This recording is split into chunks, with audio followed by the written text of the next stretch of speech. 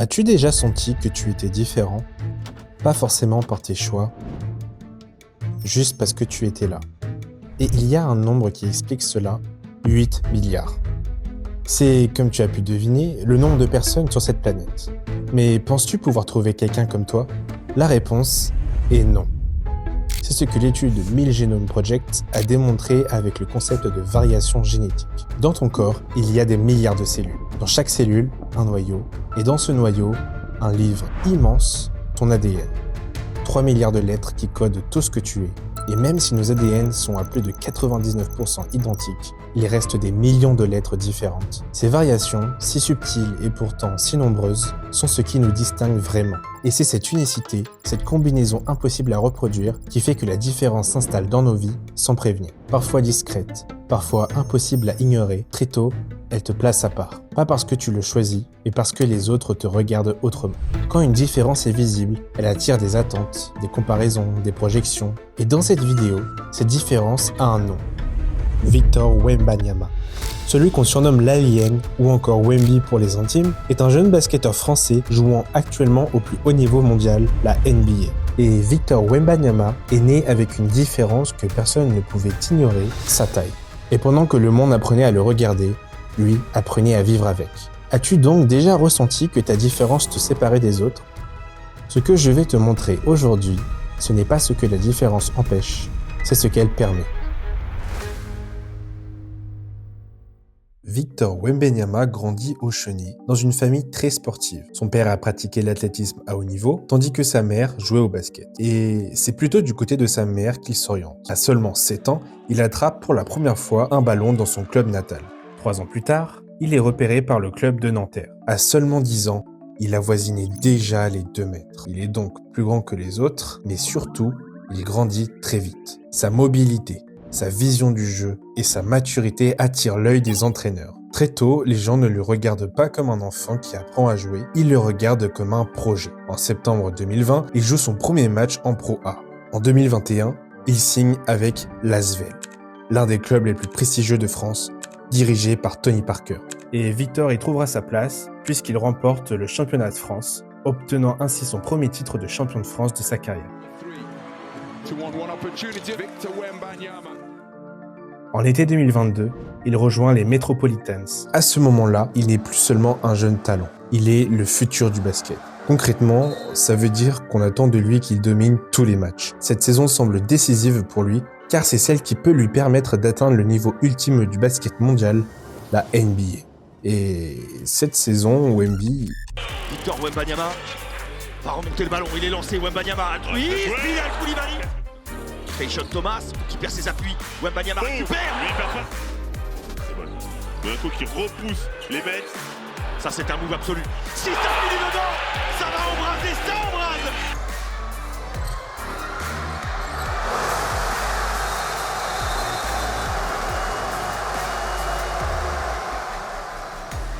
Saison exceptionnelle.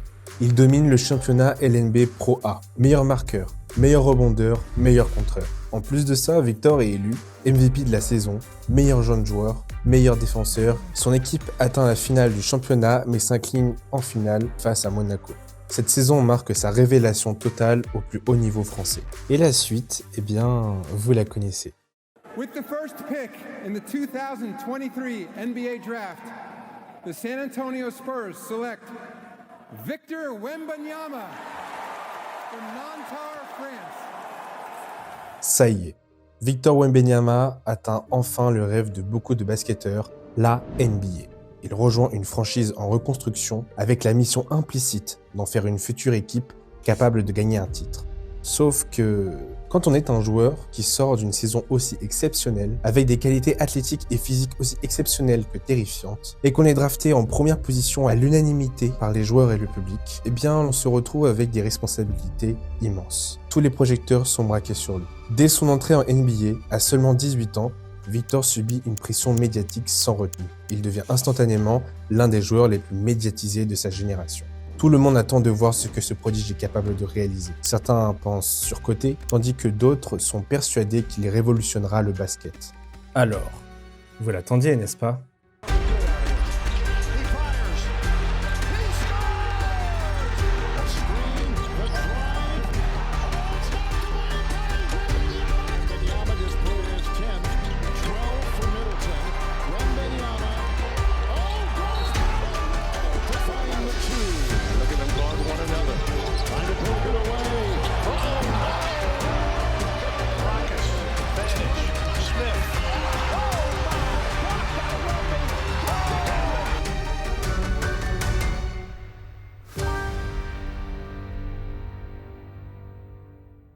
La première saison de Wembanyama est sans doute l'une des meilleures de l'histoire récente pour un rookie. Il est nommé à l'unanimité Rookie de l'année, le premier Français de l'histoire de la NBA.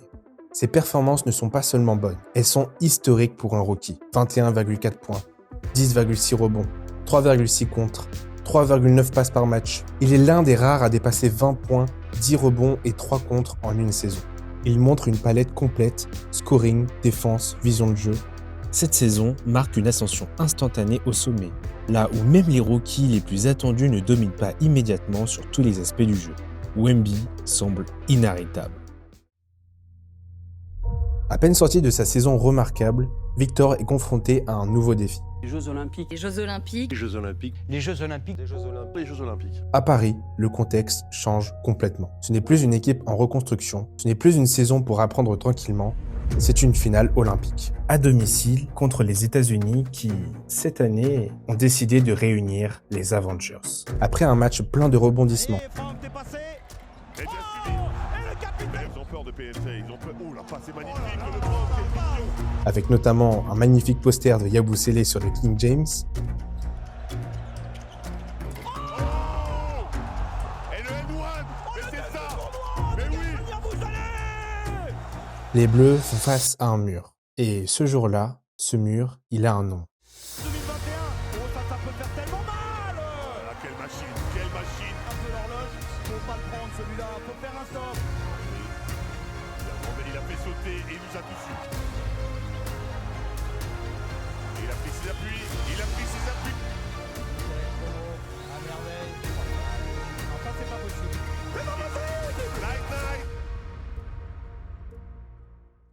Pour notre protagoniste, il prend ses responsabilités et ne se cache pas. Il finit meilleur marqueur du match avec 26 points. Il montre qu'il est déjà capable de performer au plus haut niveau, même quand l'enjeu dépasse tout ce qu'il a connu jusque-là. Et après sa rencontre, quand on lui parle de cette défaite, sa réponse est révélatrice. Malgré un talent que personne n'a vu en France auparavant, malgré l'exposition, malgré les attentes, Victor Wembanyama est encore en phase d'apprentissage. Et c'est précisément ce qui rend la suite inquiétante pour les autres. L'ascension continue lors de la saison suivante. Victor Wembanyama est sélectionné pour le NBA All-Star Game 2025. Le All-Star Game, ce n'est pas un simple match d'exhibition. C'est le cercle très fermé des joueurs qui comptent vraiment dans la ligue.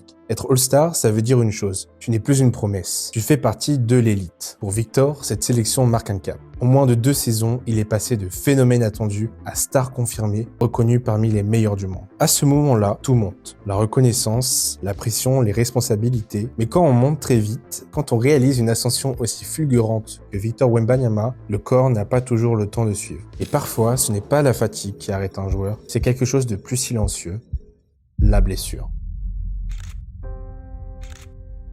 Et c'est souvent là que tout se joue dans une carrière. Parce que quand ton corps est ton outil principal, le moindre problème devient une question existentielle. Est-ce que mon corps va tenir? Est-ce que ma taille va devenir un problème? Est-ce que je peux durer au plus haut niveau? Ce sont des questions que beaucoup d'athlètes se posent, mais qui sont amplifiées quand tu représentes quelque chose d'unique. Pour Victor, cette blessure est un événement significatif parce que cela interrompt brutalement la progression d'une jeune superstar en pleine ascension. La blessure met tout sur pause. Plus de matchs, plus de statistiques, plus de calendrier à suivre. Et quand la carrière s'arrête temporairement, ce qui reste, ce n'est plus le joueur, c'est l'homme. Et justement, s'il faisait déjà la différence par son jeu, Victor la creuse encore davantage pour ce qu'il renvoie humainement. Il a compris une chose très tôt, pour être le meilleur dans sa discipline, il ne suffit pas de s'y enfermer. Il cherche à se développer autrement. Il lit avant les matchs, il joue aux échecs, il s'intéresse à des choses qui n'ont, en apparence, rien à voir avec le basket. Mais ce n'est jamais gratuit. D'une manière ou d'une autre, il finit toujours par en tirer quelque chose et par le réinjecter sur le terrain. À l'été 2025, cette logique va encore plus loin. Victor part s'entraîner en Chine, non pas pour travailler son tir ou sa puissance, mais pour apprendre à bouger son corps différemment. Là où d'autres s'arrêteraient là, lui cherche continuellement à évoluer et à devenir meilleur. Durant la saison actuelle, Victor revient encore plus fort, plus complet. Il perfectionne son arsenal offensif de sorte à pouvoir mieux s'adapter contre des équipes prêtes à le contrer. Il ne force plus son talent, il l'utilise au bon moment. Défensivement, il devient une référence et offensivement, il choisit mieux. À l'heure où j'écris cette vidéo, les Spurs sont deuxième du classement avec 32 victoires pour 15 défaites. Les Spurs sont donc quasi sûrs d'être qualifiés pour les playoffs et je sais pas vous, mais j'ai vraiment hâte de voir ce que ça va donner. Victor, quant à lui, est passé en mode moine Shaolin et continue d'impressionner le public et les joueurs. À travers son parcours, Victor n'a cessé de se distinguer. Et pourtant, il était déjà différent dès le début. Cette différence, elle attire les regards, la pression et le doute. Car oui, être différent, ce n'est pas toujours confortable. Ça isole, ça dérange, ça ne rassure pas les autres. Mais c'est aussi ce qui permet de tracer son propre chemin. Un chemin qui ne sera pas toujours compris, qui sera parfois critiqué, qui passera par des doutes, des pauses, des blessures. Et pourtant, c'est souvent ce chemin-là qui te permet d'aller là où les autres ne vont pas.